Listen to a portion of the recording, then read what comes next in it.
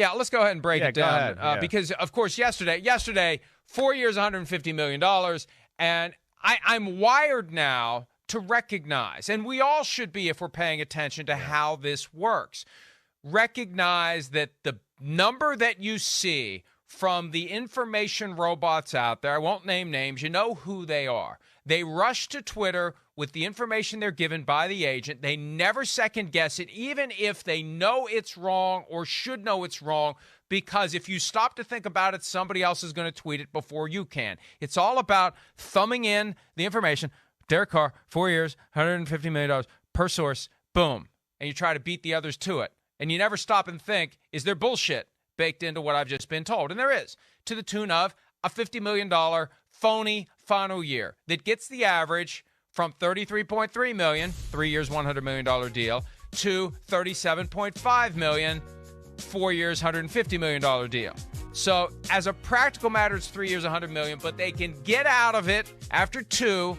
They would still owe him $10 million fully guaranteed. But Chris, you throw him out onto the market, someone's going to pay him most or all or more than $10 million to be a backup at a minimum in 2025 if he's the starter for the next 2 years for the Saints. So there's a chance they're going to pay him $70 based on 2 years of service.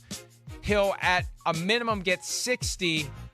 The other 10 could get wiped out by whatever he does in 25 if they don't make it a 3 year, $100 million deal. And look, 3 years, $100 million is not bad. It's $33.3 million a year for a guy who got kicked out by the Raiders. That's not bad.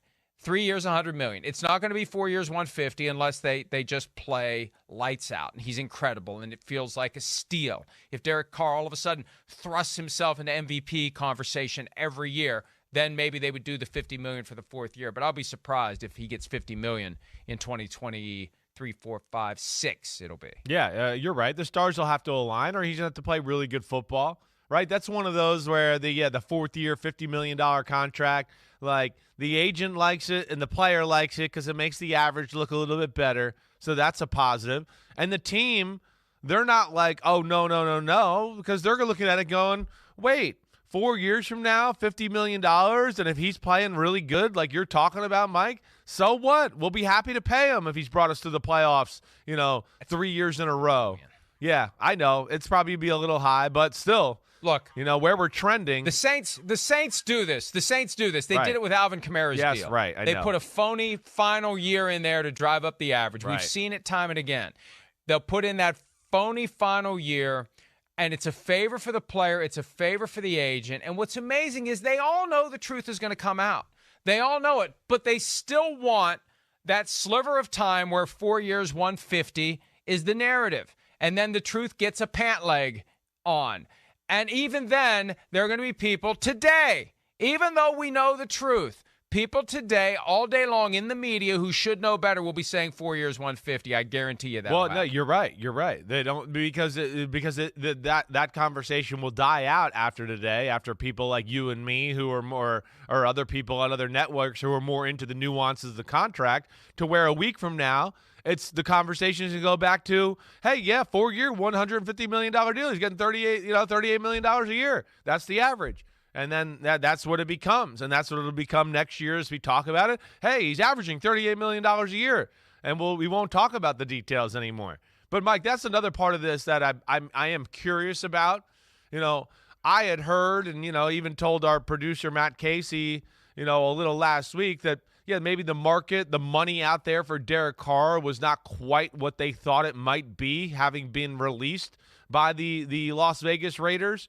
And I'm curious to kind of hear, or if there's going to be rumors out there to what the Jets were maybe willing to offer him. The Carolina Panthers, same situation. I mean, we were with Frank Reich last Wednesday. He was speaking glowingly of Derek Carr, that they like him, and he was telling us we're interested, like for real. So, that's another part of this that, yeah, the money obviously was something about saving face, as in the fourth year of the contract, and I'm curious to kind of hear through the grapevine of what those other teams might have been offering up to him.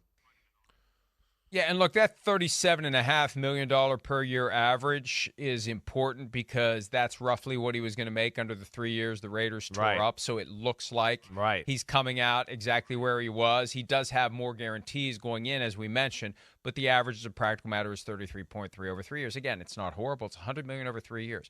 Quarterbacks, Sign me up, are making in the mid 30 millions per year now, but the market does keep going up. And it will go up as we get the Justin Herbert, Joe Burrow, Jalen Hurts contracts that are coming, and others as well. It's going to keep going up and up. It's a constant game of push that envelope higher. And again, don't get mad at the players because the salary cap keeps going up and up, and the owners are taking their half of the money and their 100% of the equity, and they're buying super yachts, and they're floating around in the Mediterranean. So don't get mad because quarterbacks are making more and more money. They should. They're the most important players on the field, and the money keeps falling from the sky into this giant bucket that is the National Football League. So, look, I don't know what to expect with Derek Carr and the Saints. I expect better than what we've seen. He's better than what they've had. And again, you always want to have one of the best quarterbacks in football, but you're not going to have one. Their Drew Brees days are over. They have to make do with what they have until they get their next Drew Brees, if they get their next Drew Brees or someone close to it. I mean, hell, it was a long time between Archie Manning and Drew Brees, all due respect to Bobby Hebert, but you want to get one of the best quarterbacks in the NFL and have him for a long time, but that doesn't happen. They're the best quarterbacks in the NFL for a reason. There aren't many of them, so only a small handful of teams ever have them in any given moment, but you still have to have somebody.